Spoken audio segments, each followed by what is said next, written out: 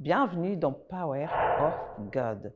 Que la paix de notre Seigneur Jésus-Christ soit dans toutes les familles de la terre. Merci de me recevoir chez vous. Nous poursuivons avec notre sujet, la protection inébranlable de notre Dieu pendant notre ignorance. Merci de me recevoir chez vous. La protection inébranlable de notre Dieu pendant notre ignorance. Je vais commencer par un témoignage sur la protection des dieux. Là, j'ai 6 ans et mes tantes m'amènent chez la coiffeuse pour me coiffer. Et arrivée, la coiffeuse commence à me tresser. Il tresse la moitié de la tête. Ensuite, il y a sa sœur et son frère qui s'approchent pour l'appeler. Ils étaient juste à quelques pas de là où nous étions. Et là, elle m'avait déjà tressé la moitié de la tête. Elle voulait commencer l'autre partie. Et tout à coup, il y a sa sœur qui lui dit « Chantal, viens ». Elle fait quelques pas et moi, je voulais la suivre. Elle me dit « Reste là ». Et il fera quelques pas. Quand ils sont ensemble avec son frère et sa sœur, tout à coup, il y a eu la foudre. Et tous trois sont morts sur place.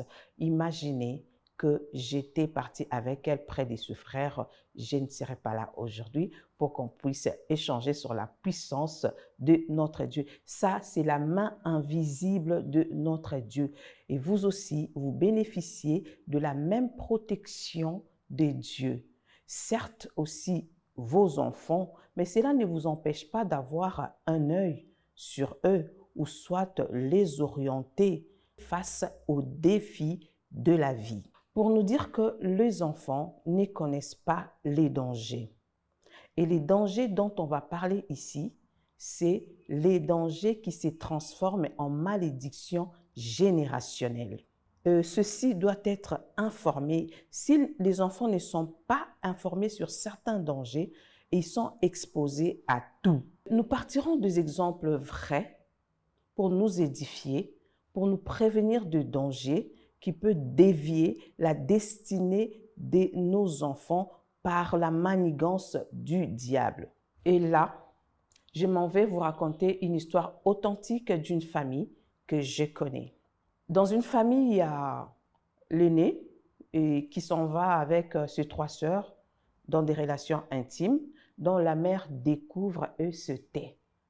Et quelques jours après, elle appelle ses filles et leur dit de ne pas parler parce qu'elle voulait leur protéger de peur qu'elles soient mal réputées et de ne pas être candidate au mariage. Alors, elle dira à ses filles que c'est un secret de famille. Et le grand frère, découvrant que la maman a parlé aux filles et il commençait à abuser. C'était devenu pour lui une habitude d'abuser avec ses sœurs. Et ses sœurs commençaient à comprendre que ce n'était pas du tout normal d'aller avec leur grand frère. Mais comme la maman avait dit que c'était un secret de famille et s'était prise au bon compte. Et après des années, ce qu'ils ont appelé secret de famille avait un nom, c'est l'inceste. Et cet inceste s'installe et commence à ravager la famille. D'abord, le divorce de leurs parents. Et il y a la haine qui s'installe entre frères et sœurs.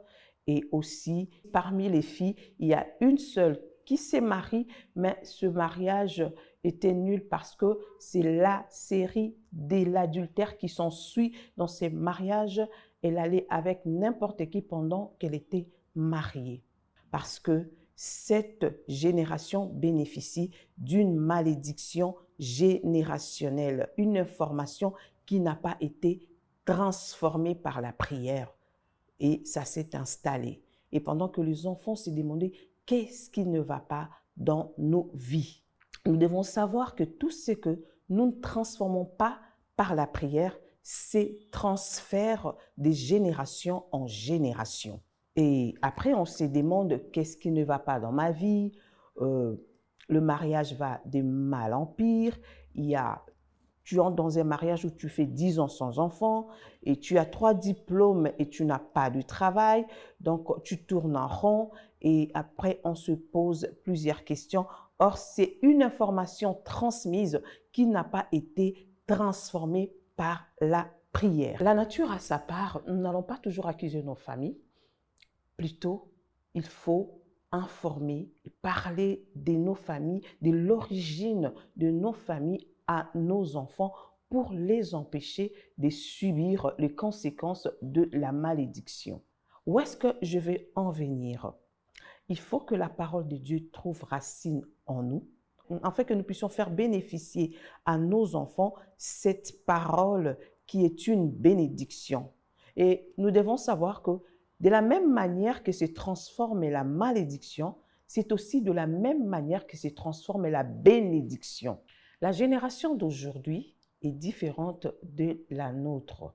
Ce n'est pas par leur faute, c'est par manque d'information, parce que nous avons tout pris comme un secret des familles, comme un tabou, alors que c'est ce qui va ronger, ravager, détruire, dévier la destinée de nos enfants par la suite. Pourquoi je dis ça? Parce que une information sans transformation devient une malédiction et ceci s'installe. Nous devons toujours transformer la malédiction par la bénédiction. Et c'est pourquoi je reviendrai toujours sur Proverbe 22, 6. Instruis ton enfant selon la voie qu'il doit suivre, et quand il grandira, il ne s'en détournera pas. N'oublions pas qu'il y a aussi la puissance de Dieu qui anéantit tout pouvoir de l'ennemi. Et nous avons bénéficié du droit des rachats à Golgotha, là où Jésus-Christ a versé son sang pour nous racheter et nous épargner de tout mal, nous libérer de toute puissance. Et la Bible dit dans Romains 8, 1, il n'y a donc maintenant aucune condamnation pour ceux qui sont en Jésus-Christ. Et je m'en vais lire dans Jérémie 31, 29 à 30. J'ai lu avec la version Parole de vie. La Bible dit: alors personne ne répétera plus ces proverbes. Les parents ont mangé des fruits verts, mais ce sont des enfants qui ont mal aux dents. Verset 30. En effet, si quelqu'un mange de fruits verts, c'est lui qui aura mal aux dents et chacun mourra seulement à cause de ses propres fautes. Et je nous encourage de faire toujours cette prière, que mes enfants ne répètent pas mes échecs. Je m'en vais consolider le verset ici avec Colossiens 2, versets 14 à 15. La Bible dit ceci: il a effacé les documents de nos dettes qui nous accusaient et qui étaient contre nous à cause des règles établies. Et il a détruit en le clouant sur la croix. Dieu a enlevé leur puissance aux esprits qui avaient autorité et pouvoir. Il a présenté ces esprits devant tout le monde et il les a traînés comme des prisonniers dans les défilés victorieux de son Fils. D'autres versions, comme les seconds diront, il efface l'acte dont l'ordonnance nous condamne. Et je nous encourage toujours de lier, de briser, de déloger toute malédiction par le nom de Jésus-Christ, afin que nos enfants puissent être libérés de toute puissance et de toute malédiction générationnelle. Christ en nous, l'espérance de la gloire.